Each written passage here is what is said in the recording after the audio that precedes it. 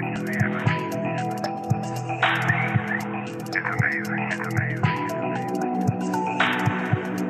amazing. It's amazing. The Michael Decon program. Is the embassy.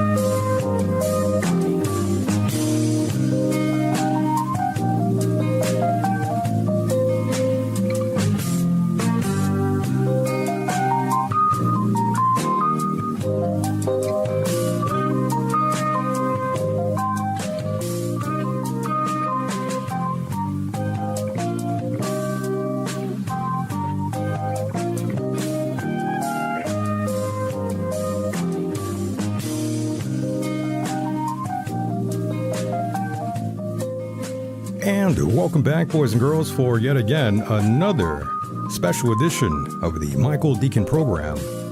In a moment, I'll be joined by the man of the hour, Mr. Jay Weidner. If you haven't subscribed yet to the channel, please do so now. You might need to. Once again, it's always an honor and a pleasure to be doing this for all of you out there live. I miss doing live shows. We'll get back into the groove.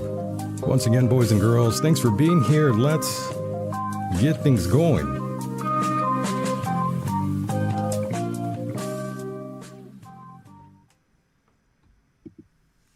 And joining me right now is Mr. Jay Weidner. What's going on, Jay?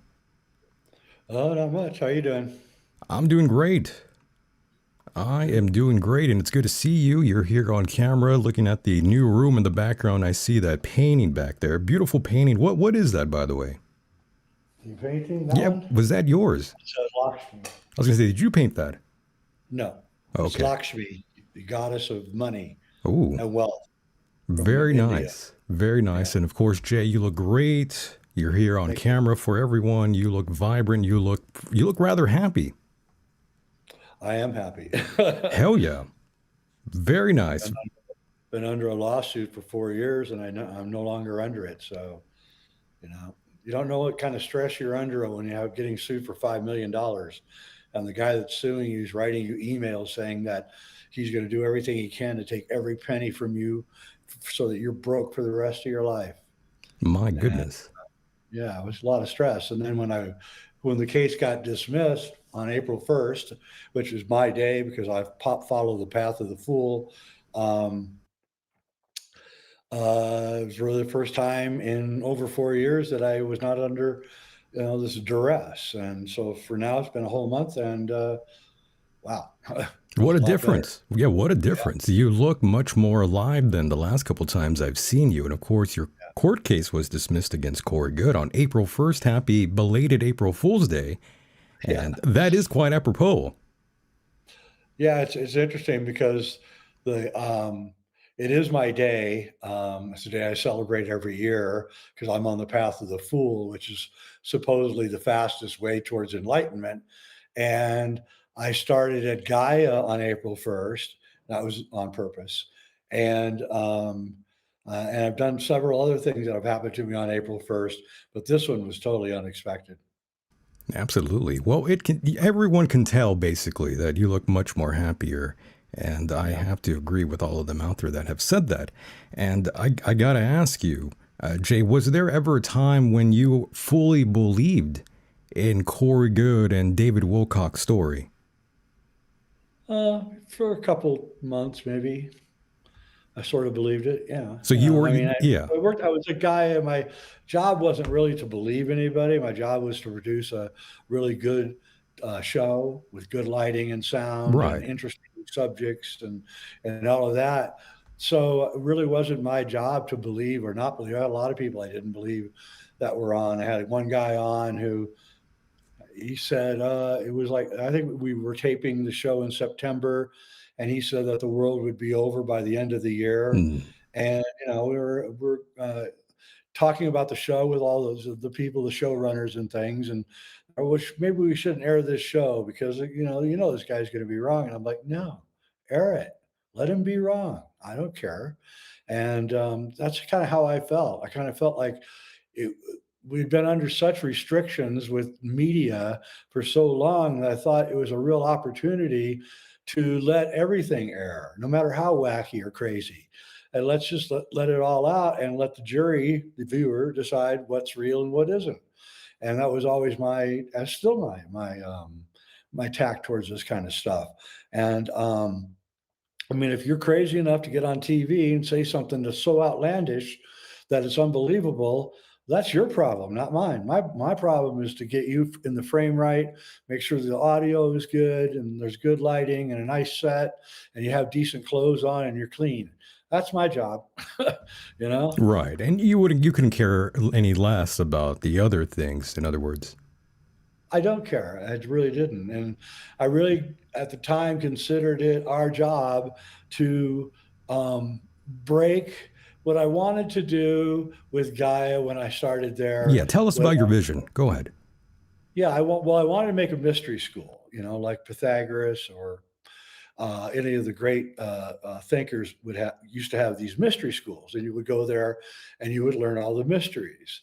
And so, I had millions of dollars in a studio and cameras and access to all the top talent because I knew everybody already because of my radio show. And so I wanted to break the spiritual ice that has jailed mankind, humanity. And I didn't want any one particular point of view. I wanted a plethora of points of view. So I wanted all the different kinds of beliefs and religions to be presented, and religions and beliefs that were not very well known to be presented. And then I wanted to like shatter the paradigm, and I actually think that we did. I remember the world before 2012, before I started at Gaia, and as I worked my first 7 years at Gaia, I noticed that the languaging in the world was shifting, and people were more accepting of near-death experiences, and that yoga might actually be good for you, and that maybe there is life after death, and maybe there is something to all these people telling us all these strange spiritual and other kinds of stories. And I just wanted it all out in a free form way that would um, make those that already believe all this feel better that they have company somewhere where there's people that think just like them. And a lot of these people live in little small fundamentalist towns in the South and Midwest, and they don't have anybody in their town that they can talk to about any of this stuff. I used to get their emails all the time while I was at Gaia. And and I wanted them to know and reassure them that there were people who thought like they did. And then I wanted, of course, bring more people in who were the normies and convert the normies over into what I call the woosters. Um, and um, and I think we accomplished both of those actually. Not Norman, I'm gonna forget his name now. The great media philosopher Norman, I can't think of his name right now, but anyway, That's he all right. once said, and I took this to heart when I started Guy. He once said, and I'll remember his name here in a minute. He's from Canada. He once said that if you present media that looks like what people are used to, you can tell them the sky is green and they'll believe it. And I thought, well, that's really interesting. So the medium is the message, is what he was saying. It's his quote, and I wanted to test and see if that was actually true. Could I, look like CNN or Fox or a network in look, but what you're hearing and seeing is completely, at variance with what you're used to hearing and seeing. And it did work, and he was right. And Jay, what's your relationship with Gaia now? I could not work with them because for 4 years. I retired 4 years. It's interesting that I retired from Gaia the same exact month that I got sued and that the COVID lockdown happened, Oh which was my. March 2020. It all happened in the same month. So I retired from Gaia. I got a lawsuit 3 days later for $5 million, and then they shut down America about 2 days later. So everything happened in like 5 days. Wow. And so I couldn't even talk to people at Gaia anymore because the lawsuit was saying that Gaia and me were in a collaboration to destroy Corey Good, which wasn't true. But if we had any contact between us, then that would look or could look like we were doing some kind of collaboration, and I couldn't allow that. My attorney said, you can't do it. You can't talk to anybody. Their attorneys told them the same thing. But now that the case is over, I'm talking to Gaia again, and I'm hoping I can work with them. I have several projects, famous books I would like to convert into documentaries, and I also like to do a series on alchemy. And so I haven't talked to them about any of this. I'm working with them on another project that I just started like 2 or 3 days ago, and it's great to be working with them again. And I really appreciate that I am working with them. Understood. And do you regret your decision by helping Corey Good and David Wilcock? Because in my opinion, I'm a little bit perturbed that these individuals have reached the sort of level that they have, and the lack of discernment in this community, that's a little troubling to me. Do you feel that way as well, Jay? I do. And, the thing is again, in presenting all stories and cases and letting you guys discern, that was really what I was trying to do. Perhaps that was a mistake. I had no idea that it was possible to sit in front of a camera for hundreds and hundreds of hours and not tell the truth. I could not physically do that. Same here. I would be vomiting. I wouldn't, I don't know what I would. I'd probably turn into an alcoholic or something because I wouldn't be able to live with myself. So I never thought that was possible. I thought people could get something wrong, or maybe they got a delusion that the world's going to end or whatever. And they say that, or maybe they saw a light in the sky and it was Venus, but they thought it was a UFO. But those are mistakes. To deliberately go for hundreds of hours, I did not think was possible. And then when, after a couple of months, I began realizing what happened is I caught Corey twice. We were shooting it was a strange coincidence. We were having coffee and talking before the shoot, 4 or 5 of us out in the operating room, the room where we have all the camera, the monitors and everything. And we were just talking about like our favorite YouTube shows or something. And I said, oh yeah, I like, I can't remember the name. It was a UFO show that used to be on Team Shield 10 or something like that. And I said, oh, I really like that show. I watch it every week. He puts out a show every week and I watch it. And Corey goes, yeah, I watch that too. And I was okay, watch the same show.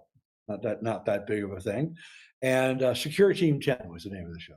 And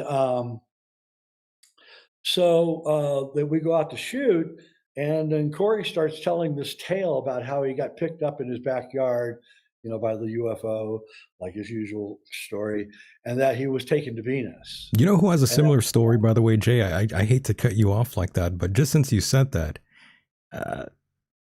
Our longtime friend Whitley Strieber also has tales like that as well, where him and his friends are in that cabin, and they're getting rides like Uber.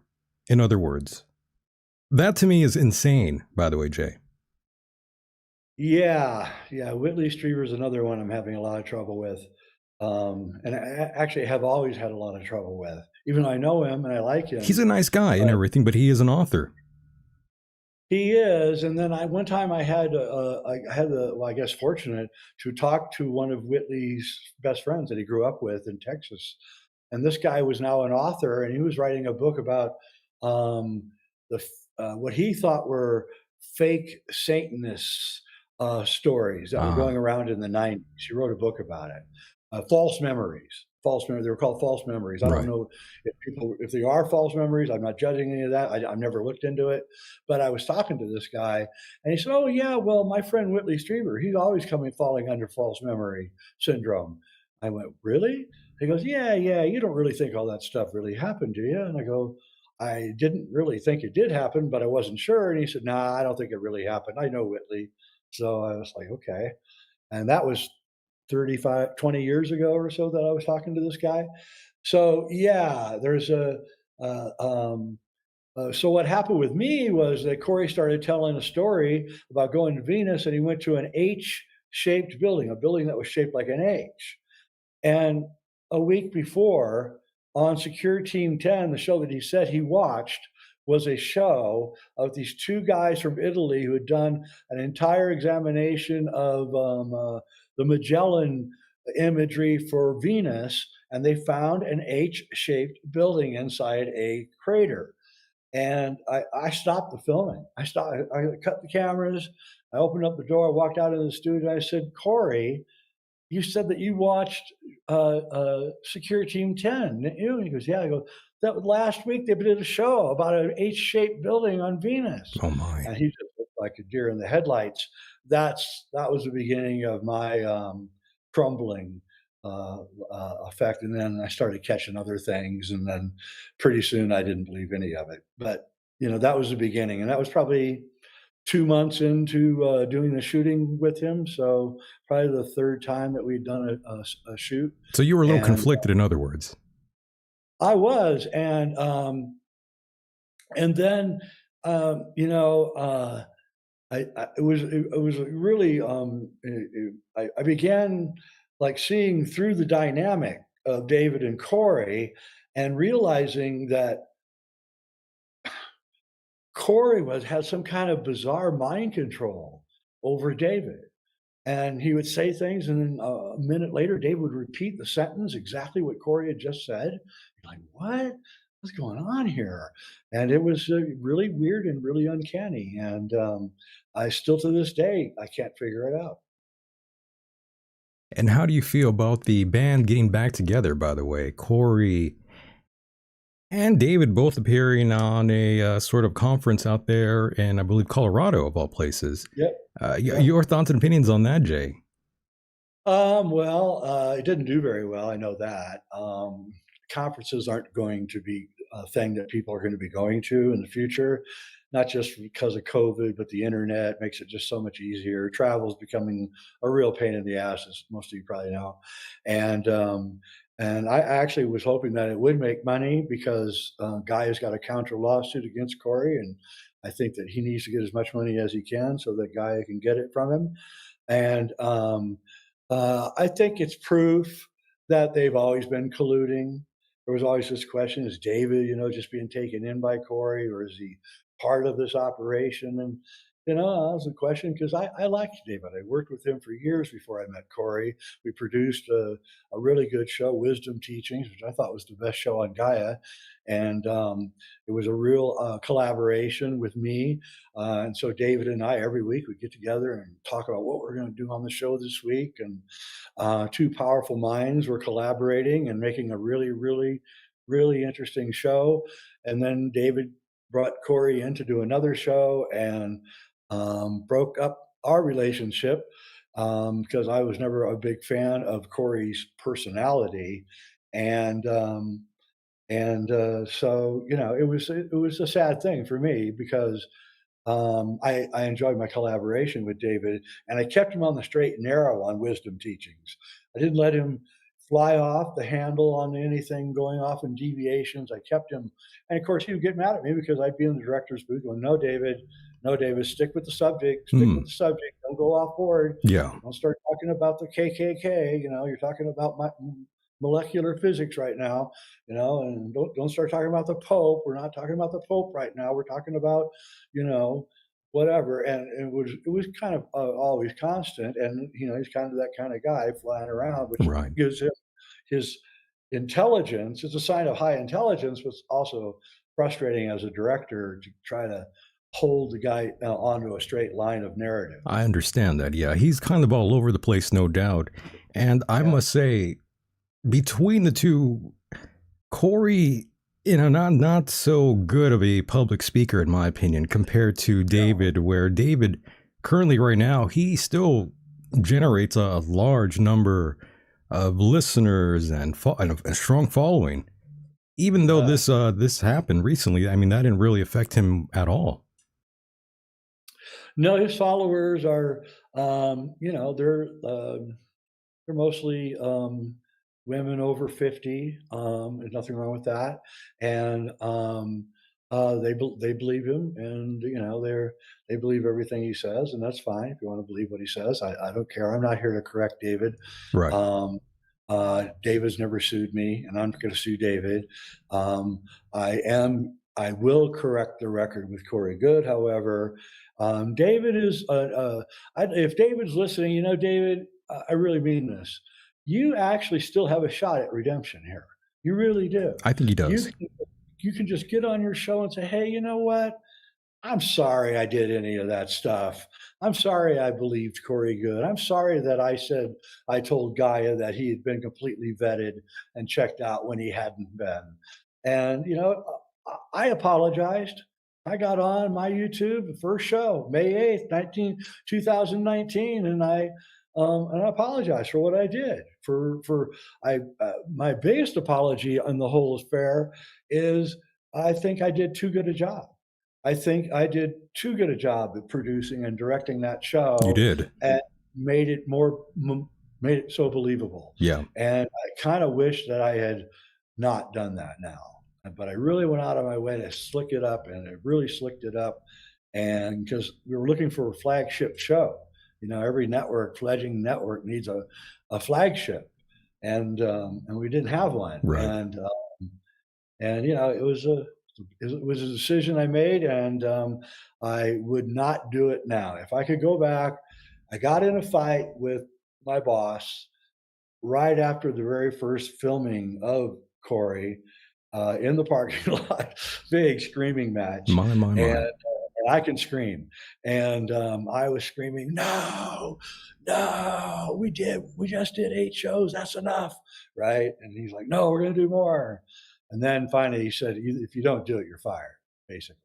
And so I said, okay, well, I got family and I can't afford to lose my job. And, I've been a poor filmmaker my whole life, and I finally had a decent job, and I didn't want to lose it. Understood. Fair enough. And for the record, I don't hate either of these men.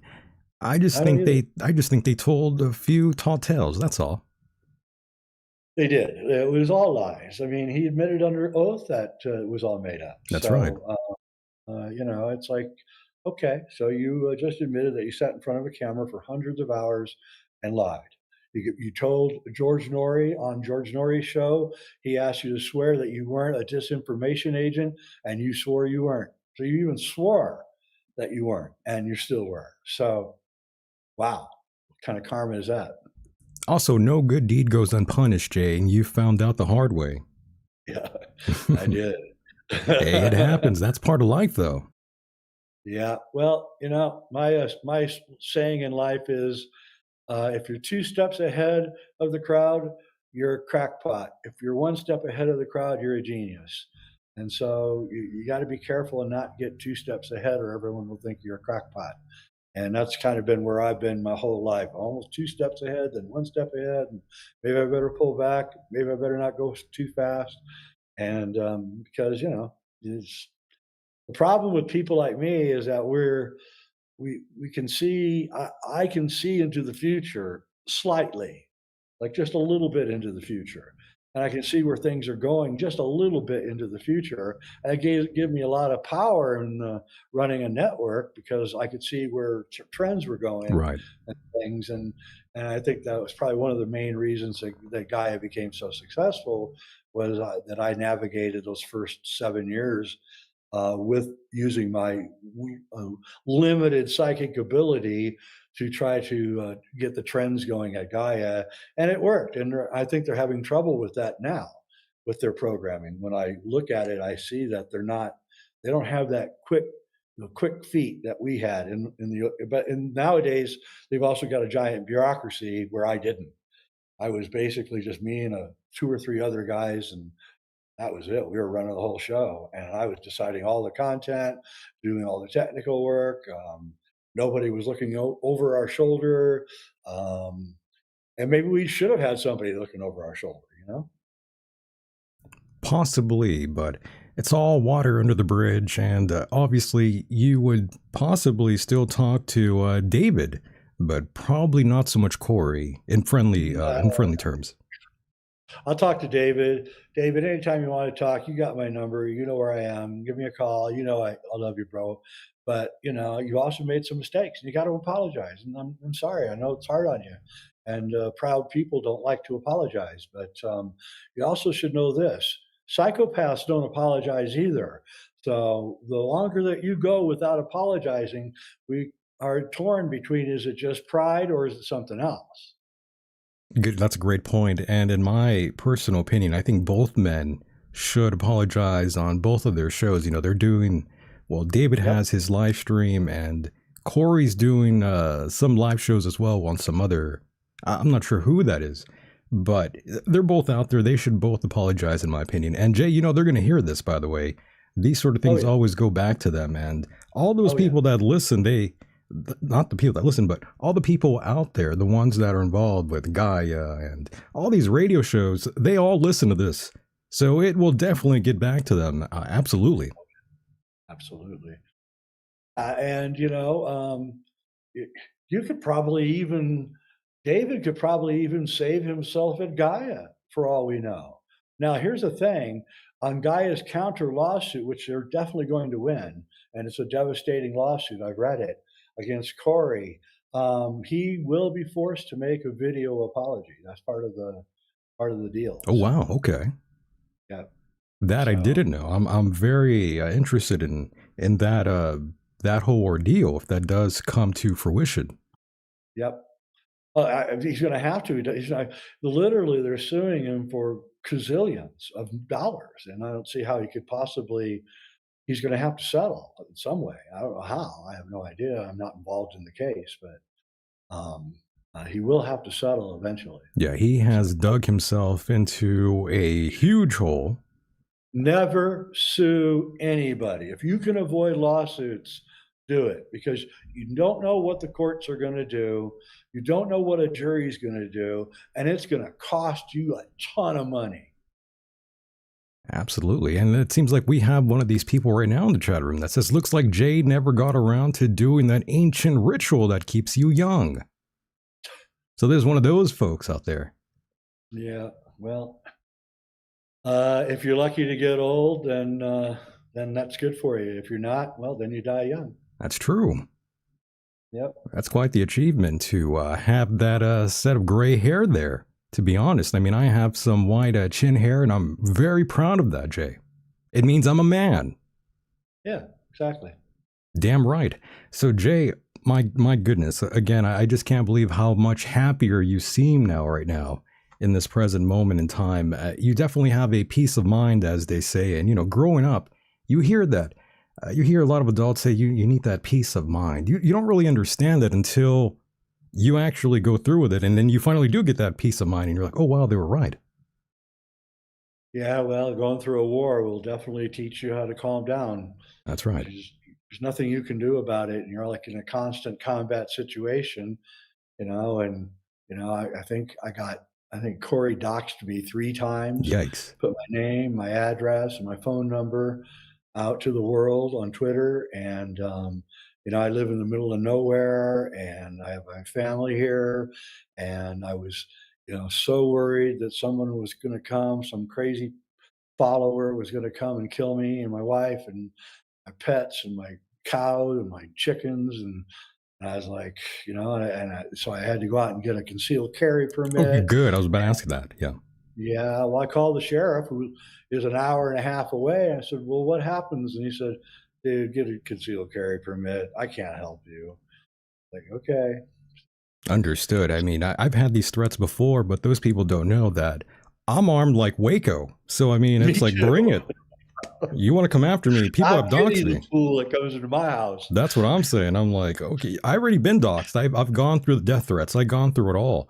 And I always think, if you really want me dead, you know where I'm at. And it's not going to be me. It's going to be you. Trust me. Yes, it is. Oh, my. And I've got traps all over my property. So, I've got 13 acres here, and I've literally got traps everywhere. So you walk around on my property, you better say goodbye to your feet. Yeah, I love your property, by the way. It's beautiful where you're at. I kind of have an understanding where you're at. I don't want to give up your spot, but you're in a great location. And by the way, David Wilcock, also in a very, very luxurious sort of cabin in the woods. Yep. He's made a great living. He has. He made a ton of money. I hear he owes 1.4 million to the IRS, though. I could have told him when he set up his 501c charity for him and Beth that was you might as well just turn on a light as bright as the sun and say, "Hey, IRS, here I am. Come on." Because that's just the dumbest thing you could do. And I when agree. he did that 3 years ago, I went, man, ooh, That was a dumb move, in my opinion, by showing that. Yeah. Oh my! By the way, that guy who sent that is actually a fan of yours of sorts. So I think he was just ribbing you. Yeah. Well, I can take it. Don't worry. I was in Hollywood. Yeah, you can't get more insults than being a screenwriter in Hollywood. So no matter what you hurl at me, I've heard far worse. Love that. And yes, sir. And before we move on from this topic here, I was just wanting to know this, and I'm sure others are too. Do you have anything in the works right now, Jay? Anything coming up here? Okay, you do. Tell us about that. Yeah. Well, I just put out my film last summer, JFKX, Solving the Crime of the Century, which is on Prime Video, Amazon Prime, and it's a big hit. If you're outside of the United States, you can watch it on Vimeo. And I'm doing a new film. It's almost all shot right now, and we'll be starting to edit here in a few months. And it's going to be a pop culture examination of the MK Ultra campaign by the CIA. Nice. Yeah. Very cool. And when is that going to be released? The newer one? Before the end of the year, we'll have it out. Yep. And where can people find that? It'll be on Prime, Amazon Prime, and Vimeo. That's my primary outlets right now. Oh shit! Okay, so it's on Prime. Yeah. No, wow. Yeah, JFKX has done very well. Surprisingly well. In fact, I've made back more on JFKX than it cost me on the attorney fees. So wow, I kind of balanced it all out and made myself a low budget film and got some of my money back. So that's one of the reasons why I didn't pursue Corey. I see. Counter lawsuit, because I know I would never get the money, but my lawyer told me it would be another 30 grand for lawyer fees to go after him. I'm like, I'm not going to spend another 30,000 on this turkey. Yeah, no reason to. I mean, these people have already sealed their own fate, in my opinion. And again, exactly. And it's all, they can redeem themselves, though, in my opinion. They can. If they ask for forgiveness, that's all. Yeah, Corey, if you would volunteer to apologize before the Gaia thing, man, you could get in front of it. Just think about that. That's right. And one of the last things I saw you, Jay, was on your channel, on your stream, Reality Check, I believe it's called, which is what's titled here. And in one of your videos that I watched rather, you were talking about 2001 Space Odyssey. That, of course, is the 1968 release, one of the greatest films ever created, in my opinion. And I was just curious, do you still believe that Stanley Kubrick helped fake the moon landing? Oh, yeah. I have no doubt.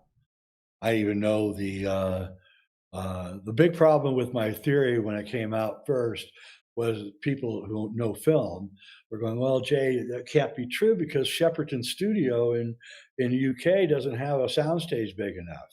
And I went, "That's a pretty good criticism." And then I was reading a book by a British author about the moon landings, and he said that Buzz Aldrin and Neil Armstrong had been seen at the Carlington blimp hangar 40 miles north of where Kubrick lived. And they created an entire moon set inside this gigantic blimp hangar. And then I realized, oh, there we go. That's where they did it. And, it's 40 minutes away from his house, so he could get home to bed at night, and which is what he wanted. And and that was a set big enough. It's now used as a movie studio. All the Batman movies by Christopher Nolan were shot there. They built all of Gotham inside this hangar, and it's used for gigantic sets in movies right now. And so the first movie that was shot there were the moon landings. Understood. And did he have a unlimited amount of money to create this movie? Oh yeah, oh yeah. They had what, 120, no, $40 billion. 40 billion, yeah. Yeah, $40 billion was what the NASA program had been given. And I believe that most of that was used in the secret space program, but they had more than enough money to give Kubrick whatever, 10 million. And those dollars would be about 150 million today. So yeah, he had more than enough money to do it. I was curious if that might have. Notice the moon landings, nobody ever points this out. I guess you have to have kind of a filmmaking background, but they get better. The sets get more elaborate. The vistas get bigger with each landing. So the first landing, 11, you don't see anything behind them. Then 12, the film got destroyed, or the camera got destroyed. I mean, then 13 was an accident, and 14 was now beginning of mountains in the background and bigger sets and everything. So I think that's when the blimp hangar got brought in on Apollo 14, and I think that they put a lacuna of visual material coming out between Apollo 11, because 12 and 13 there was no visual material. So that was like almost a year and a half that Kubrick got to take the low rent stuff that was in Apollo 11 and the high rent stuff that's in Apollo 14. And then 15 gets better than 14, 16 gets better than others, and then 17 is like absolutely the top as far as production values is going. And that's exactly what happens in a movie. So if you watch Lord of the Rings, the first one, The Fellowship of the Ring, has pretty good effects. Yeah. And but by the third one, I mean, it's just ridiculous how Right. good effects were. And that's because the crew works together, they get to know each other, they learn their tricks, and they, by the time they get to the near the end, they're just like a well-running, well-oiled machine. And that's what you see when you watch the moon landings. But you can't watch the moon landings. You can't even, I'm pretty sure you can't even watch them. I mean, I don't even think they're on YouTube. I think I looked like a year ago if Apollo 17 was on YouTube, and I don't even think it is. Not the whole thing anymore. Probably not. And I always. I have the entire set of moon landings. There's a company named Space Age Films or something back 15 years ago put out DVDs of all the moon landings, and I bought them all. And there's a real reason why they don't show them, because they look like crap. That reminds me that the original footage is long gone, by the way. That disappeared. I wonder why. All the telemetry data and everything was destroyed. And Bart Sabrell, my friend Bart Sabrell, who wrote A Funny Thing Happened on the Way to the Moon, Right. was just on Joe Rogan, and he had 10 million views, the most views that this subject has ever gotten. That's crazy. Bart, that's great. I'm so glad that you were on there. You held your own against Joe, constantly trying to tell you were wrong, and you were great. And yeah, they mentioned this too, that the telemetry data, all the videos, everything is gone, disappeared forever. Greatest project ever created by humanity, but they couldn't save the video. I wonder why. I mean, this sort of scenario seems to happen, and we've seen it in we've seen it not that long ago with Jeffrey Epstein. We saw it on 9/11. A lot of these Yep. tapes just sort of go into the ether, and they're never seen again. Makes you Yeah, wonder well, the why. problem with Apollo 11 or Apollo program is that if we had high quality video, you could easily tell today. Um, what you do is there's this thing called parallax. This has already been done by a guy on I can't remember his name. He's a Ukrainian. It was done about 10 years ago. So what you do with parallax is how you make 3D movies. You have um, with 3D movies, you have two cameras that are slightly apart, it's like a foot apart, and then they blend the two pieces of film together with your glasses. Create that. You put the glasses on, and then you can see the three-dimensional image. And that's how they can tell like the distance of planets and stars away from the Earth. So they'll image a star, say Betelgeuse, in March, and then they'll image it again in September. Then they blend the two photographs together, and then they can see how far away that star is from the Earth or that planet. And it always works. It's perfect. And so what this Ukrainian scientist did was he took two photographs that were taken just slightly apart from each other of the Apollo missions, and he parallaxed them. And he said the background is about 45 feet behind the astronauts, that mountain there. That mountain is 45 feet behind. That 6,000-foot mountain is 45 feet behind the astronauts. And it was a screen that's 45 feet behind the astronauts. That's clearly what he was finding over and over and over. He kept doing parallax and finding the screen that was behind the astronauts, the front projection screen that I talked about, and proving that it's all fake, completely proving it's fake. And one of the things you mentioned were that you had sort of known several people who dropped acid and went to watch the 2001 Space Odyssey film. My question to you, Jay, is why didn't you drop acid and watch the film? Um, I always found acid was too abrasive. I much prefer like maybe magic mushrooms or something, Ah, okay. but I didn't take mushrooms either to go see it. I didn't want to because what happened with me was I was a very well-read, high IQ kid, but I had no direction at all in my life. And then in 1968, at 15 years old, I saw 2001: A Space Odyssey, and then all I wanted to do was be a filmmaker. And so what I did was I immediately went to the library and checked out like 25 books on how to make films, and I bought myself a Super 8 movie camera, and I started going to see movies alone. And I went alone not because I was a lonely person. I went Right. alone because I wanted to concentrate on how this film was made, how you would do it, how they did it. And since 2001 was my favorite movie, I never wanted to obscure it with drugs. I wanted to watch it in its full glory every time I saw it, Ah, and um, uh, and I um, and I can see why you'd want to because it's a very psychedelic movie. it's a But great film. Yeah. And Jay, for the record, I would have definitely dropped acid and seen that during the time. I mean, I'm not going to lie to you. yeah, well, all my friends did, and they would go sit in the front on the floor, Oh, under the wow. center on the screen. The screen was about 15 feet away from them. I was like, I don't know how you guys can do that. Wow. Yeah, Yeah. they saw a whole nother film. I mean, I know there's some subliminals, and I'm sure they caught every single one of them because some movies you're supposed to watch in an altered state to pick up on these sort of subliminal messages. And Kubrick was the man with the subliminals. I mean, just watch 2001: Space Odyssey again, and you'll even see you'll see a lot of things in that film that have pretty much come to fruition. We have these sort of computers in front of us, and you get the picture, Jay. Oh, yeah. If you want to really read an amazing book, it's called The City and the Stars by Arthur C. Clarke. I think it was written in 63, maybe. And he's got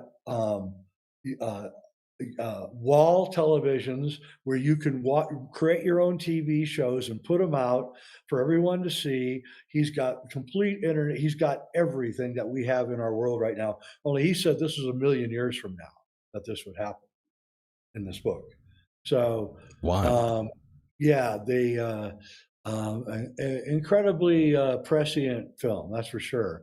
But if you really want, to me, the most psychedelic Kubrick film is the first half hour of A Clockwork Orange. Ah. I wouldn't take acid or anything to watch that because of the violence, but that to me is the closest evocation in cinema to what being on a psychedelic is like. I'm glad you brought that up because you also mentioned that in one of the last videos I saw you talk about these sort of things. And you mentioned the Clockwork Orange, and you mentioned how some of your friends became influenced in this sort of what was going on. They wanted to become, like you said, thugs in a way. Yeah, two of my friends that I saw Clockwork Orange with in 1971 turned into thugs right after they saw the movie. One got arrested like a week later, destroying property in downtown in the city where I lived, and another one was arrested actually for attempted murder. Holy hell. Yeah, within 3 months of seeing the film, and I actually really thought that they had been controlled by that film. And when Kubrick pulled the film in England where he lived, I thought, he doesn't want that film being shown in the area where he lives. How interesting, right? And it is extremely powerful film. The opening scene, Alex is staring straight at you with a close up of his eyes, and then the slow pull out of the Mokola milk bar, and clearly references adrenochrome on the wall. There's one of the drugs that they sell at the milk bar is Adrenochrome, which is just short for adrenochrome. And that's not Kubrick, that's taken from the book. And he was an intelligence agent, the guy that wrote the book, whose name I'm going to forget here. And he worked for intelligence agencies too. So, and you got to wonder, you know, I believe that after 2001, every one of Kubrick's films was an experiment. And Clockwork Orange was the experiment was, can I get the audience to really like a complete psychopath? Is it possible? And the answer was, yeah, you did. You got the audience to like a complete psychopath. Absolutely. And then you wonder, was there other experiments going on? Was he attempting to create thug culture? He certainly did. I can tell you that. I myself witnessed in New York City in 1972 a gang of droogs walking down the street, complete with cod pieces, white hat, cane with blades in them, and everything. Big guys. And so it really was a kind of a thug culture right after that. I mean, the entire 70s, for those of us who lived it, was nothing but rampant crime. Wow. I mean, is everywhere you went, there was cities falling apart, burning down, crime everywhere. Dangerous time to be alive. So, Jay, let me ask you this. So, do you believe that, let's say, film and video games that are like very ultra violent, do you think that influences the broader spectrum of America, or globally rather? Oh yeah, definitely. You definitely believe that? I do. I believe that, I mean, I'm under the impression, Jay, that America in itself, in the broader spectrum, is totally wild and insane before any of these things even entered our psyche. I believe we as humans are insanely violent as it is. Have you ever read Blood Meridian? I have. Oh my! Of course. Yeah. So I mean, that captured the West better than any book ever. I don't think they can turn it into a movie. I know they're trying, but I don't think it's. I don't think it's going to happen, to be honest with you. No, but that is the West. Right. The West was the psychopaths who have been driven out of the East. Who else would go out into the wilderness? I mean, you'd have to be crazy to go out there alone So the very first people that met the Native Americans, the very first white people outside of the explorers were the crazy, the psychopaths, people that couldn't live in the East because they were so crazy. And that book really exemplifies the psychopathic nature of the conquest of the West. And America really is this. We're still Wild West. We really are, because we still love the murderers out there. We still love the people that we probably shouldn't love, Jay. That's I was going to say that's probably part of the problem. That's a lot of P's, by the way. But I mean, it's pretty ridiculous. But at the same time, if you look at things that are popular in like podcasts, for instance, media, you know, the shows that are about crime and murder are always rated number one. And look at all the women out there, Jay. And I hate to single you women out, but a lot of those women, they love going to bed, watching and hearing and seeing about murder. I mean, what does that say about America, Jay? Well, you know, my good friend, the late great David McGowan, wrote a book called Program to Kill. And I read it, and David was just an excellent researcher, and he kind of proves that there's a whole bunch of cults in the United States that do ritual sacrifice and murder, and they've been doing it for a long time, for 40, 50 years or more, and he details it in that book. And he doesn't even believe that. He believes there are some serial killers, but he thinks most serial killers are people who have been programmed to do that. And I think that's what they're doing with movies and video games. They're literally trying to create a violent society so that we will join their military, and that military is what backs the corporate structure. So it's in their interest to create a violent society. It's like you're reading my mind right now, Jay, because I was about to bring up the military entertainment complex. As you know, the DoD, very much into their military movies, and they're pretty much in bed with Hollywood. They pretty much go off of each other, and there's plenty of movies that have been made that are completely sponsored by the DoD, by the Pentagon. You have things like Top Gun, you have Apollo 13, Air Force One, Deep Impact. 2001. 2001. That's why another great example, because you had this unlimited budget to make a film. And where do you get that kind of money? Oh, yeah, the government, the Pentagon, NASA, the military entertainment company. Yeah. Yeah. High-tech companies. That's who financed 2001. I'm convinced of it. I don't think that MGM probably spent more than $1 million on it. I'm with you on that. Yes. Yeah, they all did. And there's a famous quote from Life in Pictures. It was a documentary about Stanley Kubrick, the head of MGM, the president.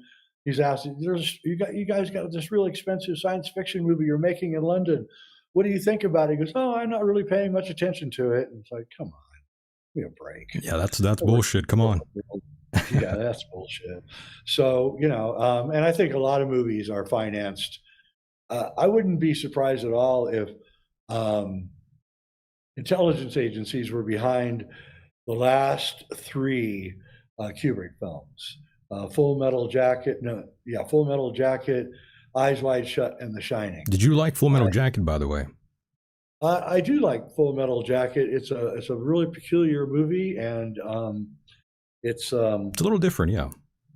Yeah, so what the movie really is about is masculinity, a fake masculinity.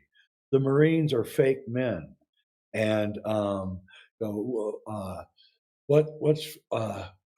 this is my PP and this is my gun. One's for pleasure and one's for fun. Yes.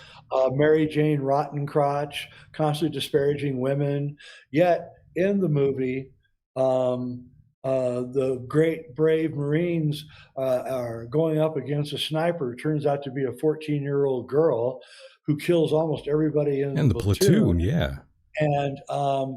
And then at the very end of the movie, just to prove that this is what the movie's about, as the Marines are walking away from all of this and everything's on fire and it's night, they're singing. What are they singing? Who's the leader of the club that's made for you and me? Mickeymouse. They're mouses. They're not men. They're mice, not men. Mice of And men. that's what the movie is actually about. And it's about how we take young boys and we teach them fake masculine values in which they act out. And that's the most dangerous animal of all. Absolutely. This is my rifle. This is my gun. This is for fighting and this is for fun. I mean, that is beautiful, by the way. Even Yep. as crude as that sounds, I mean, just that melody is it's remarkable in my opinion. What a great film.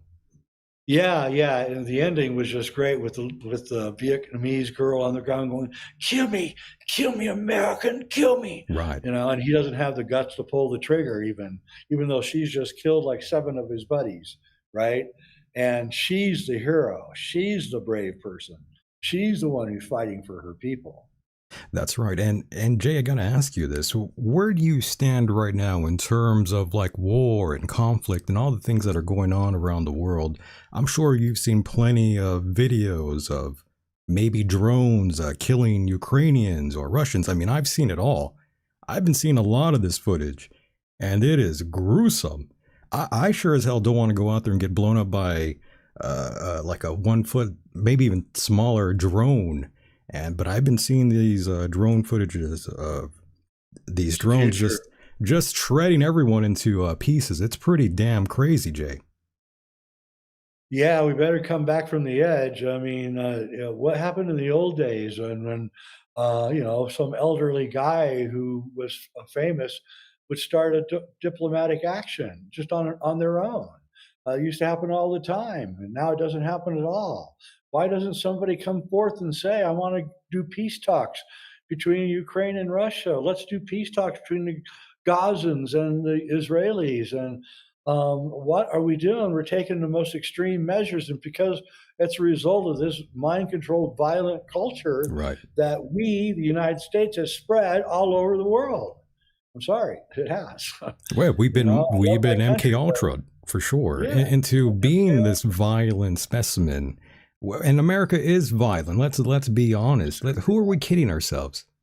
exactly. It's a really violent And I'm country, not and a liberal, by the way. You know, I'm one of these people that believe you do need to retaliate once a country is screwing with you. I believe that oh whole. yeah, I mean, I believe in defending yourself. But what oh, we're I seeing think right now is not anyone defending themselves, especially with the weaponry we have right now. It's a whole nother I level. think I think that we should bomb the cartels in Mexico. I do. I I think mean, they should be bombed. I Find don't figure out disagree. where they are, and just drop a bomb on them. The If problem they're with going to that bring though, Jay. fentanyl into the country, then they need to be bombed. The problem with that, though, That's how I Jay, feel. is that we are heavily intertwined with the drug cartels. I mean, we're very much into the exporting of arms and drugs with the Mexican cartels. And the problem is with our government and theirs. We're pretty much embedded with them, and pretty much America is as corrupted as a third world country is. Their government. Well, I think we're almost to third world. We're We're pretty not quite close. there. We're We're pretty close. sliding fast, but I don't know. I suppose that my court case gave me new faith in the justice system. I guess, but I don't know. I don't really have much faith in any of the institutions now. They've all been seized Right. by our enemies, and don't know what we're going to be able to do about it. Yeah, that's what perturbs me the most. People like Cliff High, they say that there's a what is it? What he calls it, a SOC, which is a self-organizing group of people that are going to do things that will prevent all this from happening, and that could be. That could be. I know a couple groups that are self-organized, and they do really intelligent stuff that kind of upends things. But unless we find a way to stop the centralization of power, we're not going to have any kind of victory. And when was the last time you spoke to Mr. Cliff High? You don't mind me asking. I talk to him. I email him probably every other day, every 2 days. I'm sure he's doing good. I was just curious. Well, we're almost exactly the same age, and We read all the same science fiction books and all that. So Nice. you have a lot in common when you're somebody who's your own age, and we both have background in programming. And I certainly enjoy his musings. I like Cliff, no doubt. Some of the things I don't completely side with him on, but I mean, I don't completely side with anyone, Jay. That's my problem. No, I don't either. And but there is a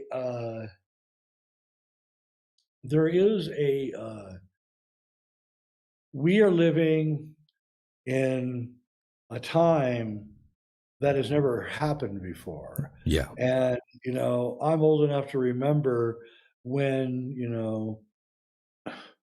when you couldn't even get a good history book or find out anything. Getting any information was a super struggle.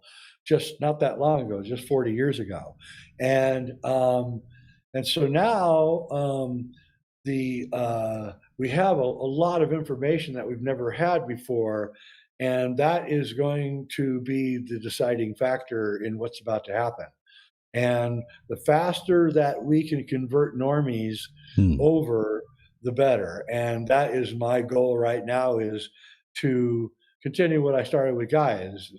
I want there's some tipping point. We haven't hit it yet. When enough normies finally come to awakened state, then it's going to collapse, and then they're going to be done. And I think that the powers that be know all this, and that's why they're in overdrive right now, because they know. I think it was the big new Brzezinski said we have to get going faster because they're waking up too fast. And I think that is exactly what's going on. And all of us who are awake, we need to, like 24/7, spread the word. And don't. It doesn't matter what kind of names you're called. Who cares? At this stage, it's our survival is at stake.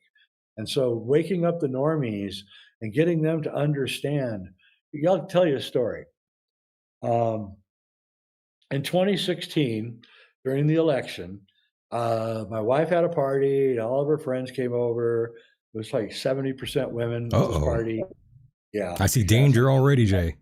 Yeah. And somebody asked me what I thought of Trump. And he had just done something that I thought was absolutely hilarious. Yeah. And I said, oh, man, did you see how he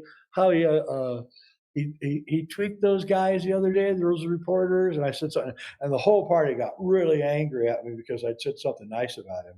And they're all were screaming at me and everything. And I said, well, he's probably going to be your next president, so get used to it. And every one of those people at that party that was angry at me that night are all completely the opposite now. I took these normies and I made sure that they got woken up. And now they're all completely opposite of what they were then. And I don't know anybody who's gone the other way. That's the other thing. I don't know anybody who was all awake who then decided, you know what, I'm just not going to read the internet anymore. I'm going to close down. I don't know anybody that goes the other way. So, from what I hear, Biden is at like 9% in the real polling. So they know all this, and they're going to panic, and they can't let Trump in. So I don't know what they're going to do. And yes, I remember you even talking about this maybe like 8 months ago. You were already predicting that we were going to see what we're seeing today.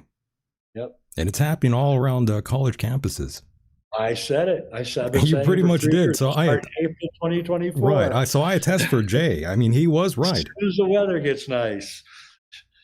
I thought it was going to be a redo of BLM. This is a much more sophisticated operation. Still sponsored by the same people, though. Same people, but much more sophisticated. And, it's so funny. There's so many terrible things going on in the world. You just got to wonder why they picked this thing to have a hill to die on. And is it the left is actually going to choose gender apartheid? Really? That's what you're choosing? You're choosing a religion that practices gender apartheid? Okay, you can do that if you want, but I don't know. So, Jay, in other words, you're telling me that you don't stand with gays for Palestine? That's a strange concept. Sometimes I think that's a right-wing guy that does those things. I don't even know what to make of it. Trolling everybody. I would love to do that. Go put a Gays for Palestine shirt on and walk around. Yeah, go to Palestine beautiful. with a sign like that. Yeah, it's just beautiful. See how that works out. But Well, yeah, what a weird time. Yeah, if those poor people in East Palestine in Ohio would just take the East off of their name, they might get some help from the government. That's true. Yeah. Wow, what a weird time we live in, Jay. And I hate to say it, but I seriously wonder how history will remember any of these things that have been going on the last 20 years or 40 years now, Jay. I really do wonder how history will pretty much capture all of this, and if it's going to be accurate or just some nonsense that we have been seeing for forever in history books where it's all lies. Well, in my new film, which is on Prime, JFKX Solving the Crime of the Century, we show how the Kennedy brothers in the 1960s recognized and tried to stop the criminal takeover of our country, and they failed. And all the mob did after the Kennedy ordeal was simply just go corporate. And they went corporate, and now we have mob influenced corporations running everything. And what you get on something like that is what we got in 2020, Oy vey. where the big companies are just so corrupt that they own everything. The pharmaceutical companies own all the media. You can't criticize them. Yeah, that's what happens when corporations become bigger than government, and that's already happened, Jay. That's what's scary as hell. They're calling the shots. They're the ones that are directing your kids to do what they do today. You could thank the media. You could thank the TV, the newspapers. They are pretty much all bought and sold, and they sold us down the river a long time ago, Jay. Yeah, if you read Programmed to Kill by David McGowan, it was written in 2004. He talks about how these satanic groups have plans to do things in the future that will seem outlandish, but they have specific reasons for them doing it. And that's what we're watching right now. What he saw 20 years ago in his book, we're now seeing it all being acted out. And so what people don't realize is that these mafias, these gangs, whether they're South American or American, they actually openly practice Satanism. Whether you believe in Satan or not, it doesn't really matter. Right. They believe in it, and they actually practice it. And that is what is behind what is going on. And they're behind a lot of the killings and the missing people and all of that. And they're much more powerful and much more pervasive than we could ever believe.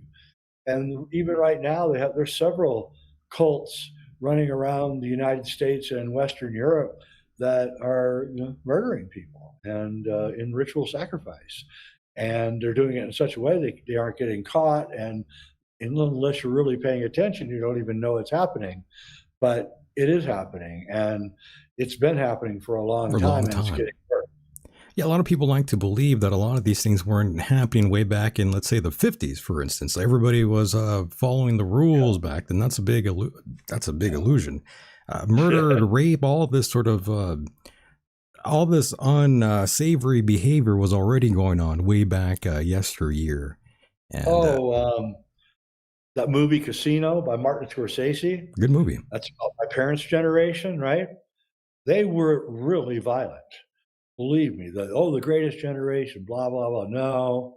No. They were really violent, and they were constantly joking about pedophilia with kids. Always. I remember it all the time. I even remember when I was like 6 years old, seeing a member of Congress make a joke about rape. It's better to just let it happen, enjoy it. And I was like, people don't realize that America has a history of incredible violence. I mean, from its inception to this very day. I agree. Man is wolf to man, Jay. Yep. Absolutely. I never forgot that. Yep. And that's why everybody should learn martial arts and everybody Right. should learn how to shoot. Exactly. And I mean, men and women, young and old, all of them. They need everyone. It should be mandatory for every 5-year-old to learn at least 3 different martial arts before they're 8 years old. I agree with you on Mandatory. that. Yep. And then we would be a well-protected society. But they don't even tell us. Our government doesn't even tell us how to protect ourselves. They don't warn us. They don't tell us to go out and buy food, store food, get gold, maybe get some lumber or some wood for your wood stove so that you don't freeze to death. They don't care about us at all. I mean, they don't. The Chinese government tells their people to do all these things. The Russian government tells their people to do all these things. Our government doesn't tell us anything. I wonder In why. fact, yeah, because they're stealing the country from us. They want us to be stupefied. It's called the Great Taking. And there's a company, and it's called Seed, CEDE, Seed Corporation. You can Wikipedia it. Seed Corporation was created by the CIA in the late 60s, and it owns 82% of everybody, all stock. You don't own your stock. If you think you own your stock, you don't.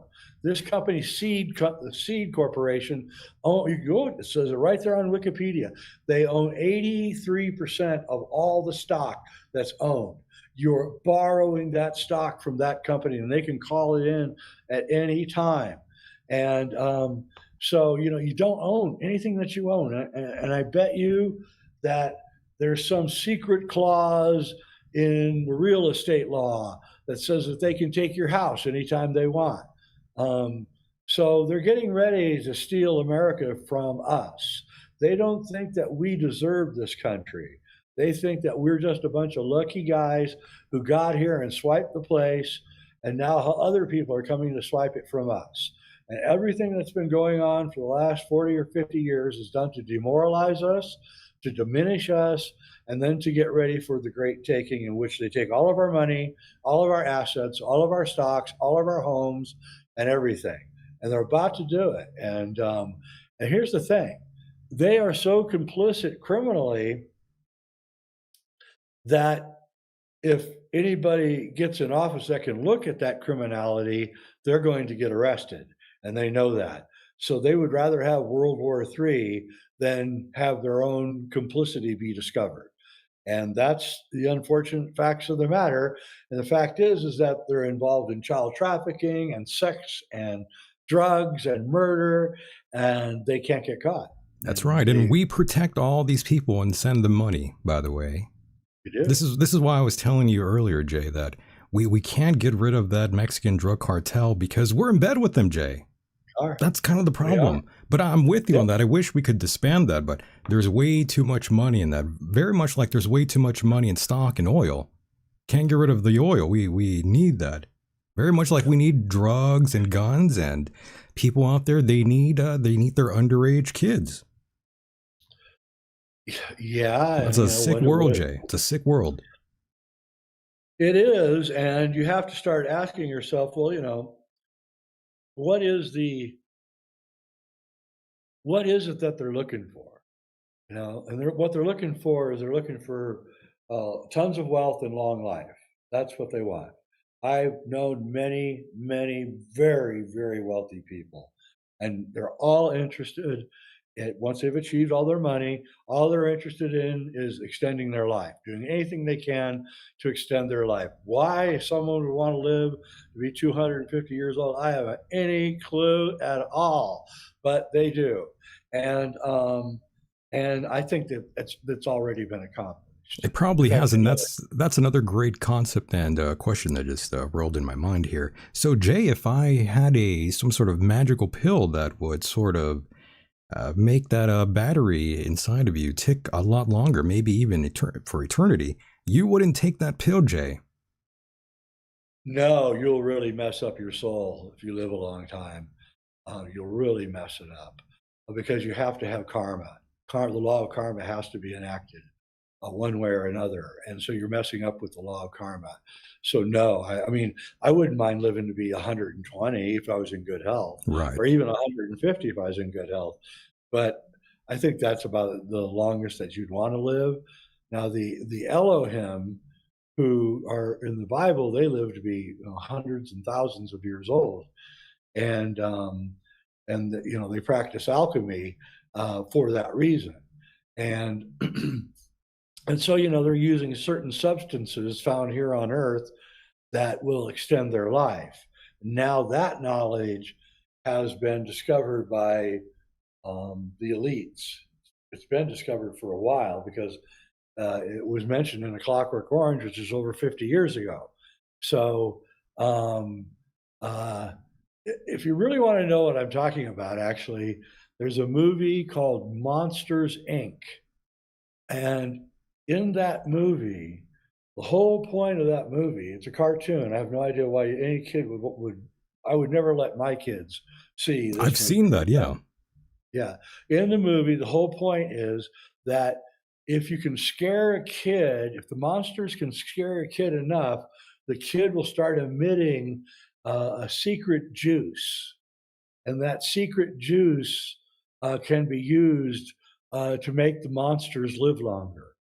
And that's the plot of the movie. And,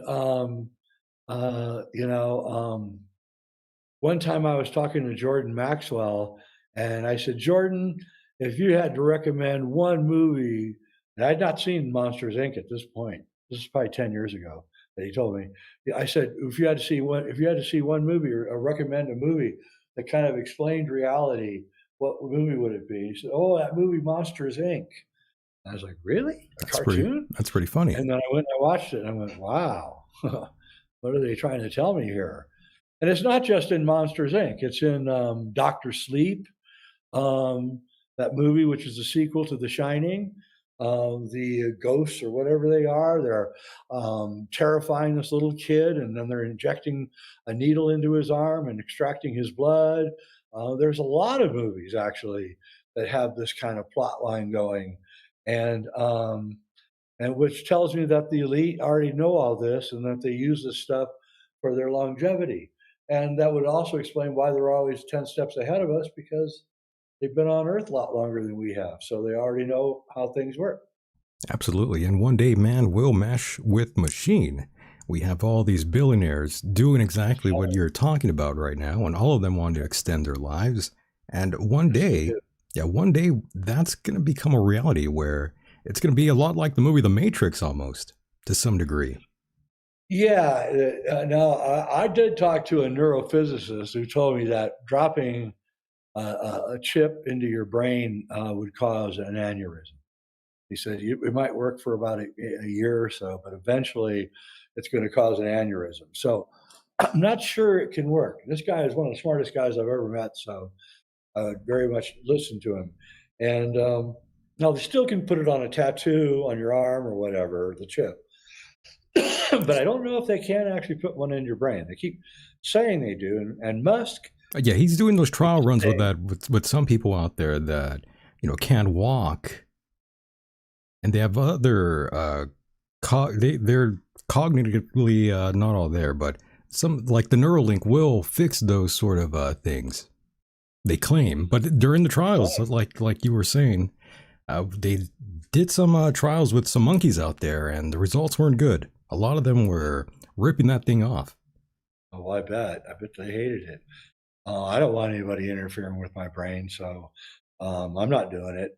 But yeah, I mean, we're at that point now where we're either going to go all the way with the high tech, or we're going to descend into a kind of decentralized communities where travel is going to be limited, and probably going to have to grow most of your own food, and water is going to have to be locally sourced. And every one of you listening should be thinking about that, because if you're not in a place that has these amenities, you might want to move to a place that does.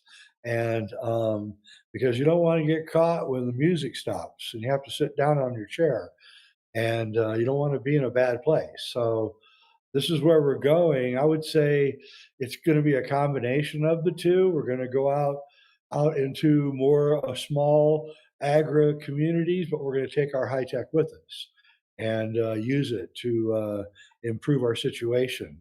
But I prefer that future than the future of Neuralink and everybody in on the web, internet together, linked together, playing their video games in their locked room.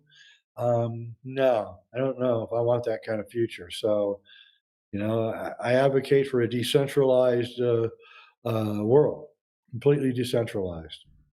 I have to acquiesce, no doubt on that. I miss the days when we weren't all so connected, Jay. Yeah, I honestly do. I do too. Yeah, I mean, I'm glad I have knowledge at my fingertips that I never had before. Sure. But uh, sometimes I just have too much knowledge. I have too many things I know, and it's too overwhelming. So I know what you mean, but I think it's really important to. I do this all the time. I just turn off for 3 or 4 days. And Turn just, on, tune in, and drop out. yep, I just turn off everything and just get out. My wife was turning into a blithering idiot, Oh my. and I said, "You got to turn off the internet. You've got to get away. You cannot be reading that stuff anymore." And it was like an addiction. It took her 2 months to pull herself off of it, and then she pulled herself off of it, and she's the woman that I married. Like, oh, so nice to have you back. You know, fill in your head with all that crap. Right. It Yeah, happens. It happens. yeah, People get misled reading the internet and reading this or that. And then at times you could even develop like autism almost in a way. You develop these sort of the lingo. You start to develop like these weird behavior patterns that you see others on this black box in front of us, whether it's in your living room or a computer here. But yes, it's quite the time we live in, and a lot of people take that for granted. They don't really yep. examine these things, and these are the normies, Jay. Yeah, the normies, and they really got to. They've got to pull themselves out of it, and I don't know how to get them out of it except to keep telling them things. Everybody should spend, everybody should take 1 hour a day and exercise, 1 hour a day and meditate, and 1 hour a day trying to tackle something difficult, whether it's a difficult book, a difficult task, or something like that. You have to challenge yourself every day. And if you don't, then you're going to fall into laziness and you're going to become a pattern, just start living your life as a pattern. And you don't want to do that. So that's what I recommend everybody does every day. I agree with you 100%. And Jay, it's been a wonderful discussion with you. I don't want to take up too much of your time. You've been quite courteous with your time here for all of us. And I do want to thank you, my friend. It's always an honor and privilege to speak to you, Jay. And any last words here before we cut you loose? Yeah. All fear comes from the fear of death. And then if you don't have the fear of death, then you start losing all the other fears that you have. And you don't you have a invisible plasma body, and when you die, that plasma body shrinks down to your spinal column and it shoots out the top of your head, and you go back up into the plasma cloud that lives around our earth. And that is what death is, and there's nothing to be afraid of. And if we can get the normies to realize that, then we will get the world that we want. Love that, Jay. Very nice. Once again, I will talk to you on the other side, my friend. Okay. You got Talk to it. you. Talk to you soon. And there he goes, boys and girls. That was my guest, Mr. Jay Weidner. Always a honor and pleasure to have him here on the program. And always a honor and pleasure to do the show for you. Always cool to do it live. And yes, the graphic there, I forgot to play that during the live show here. Yes, that beautiful Back to the Future sort of thing here. But ladies and gentlemen, we will return again with another live show for you very, very soon. And for those who have not subscribed here yet, I don't know what you're doing. You must subscribe to the show and catch another live show when we do it. And yes, I'm thinking maybe this Friday or Saturday, who knows, maybe even sooner. The only way to find out is if you subscribe.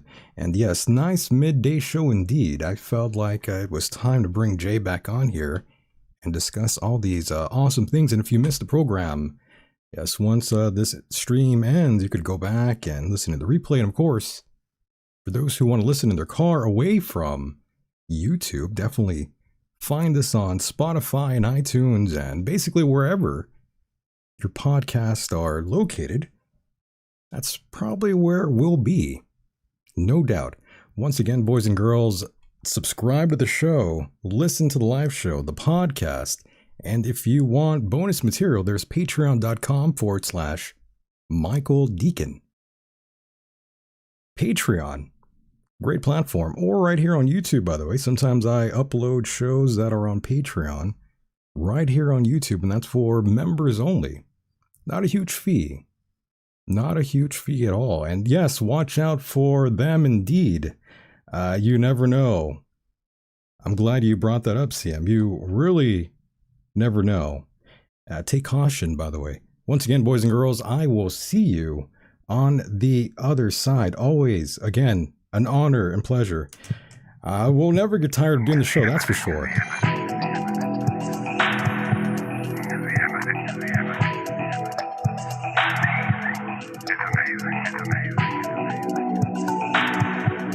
It's amazing. It's amazing. The Michael Decon program. Is the embassy.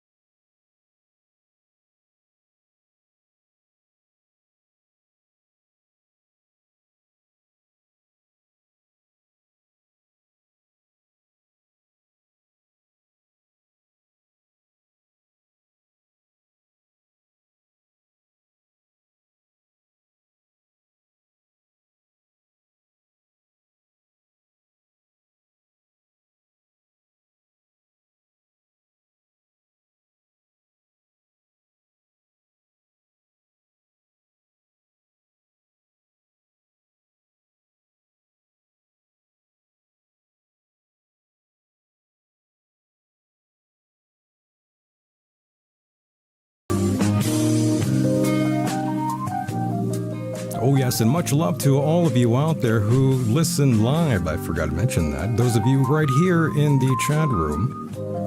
Much love and respect to all of you. Ah yes. Much love. Hugs and kisses to all. And with that said, the world is a mysterious place, and life itself is a mystery. Until next time, good night.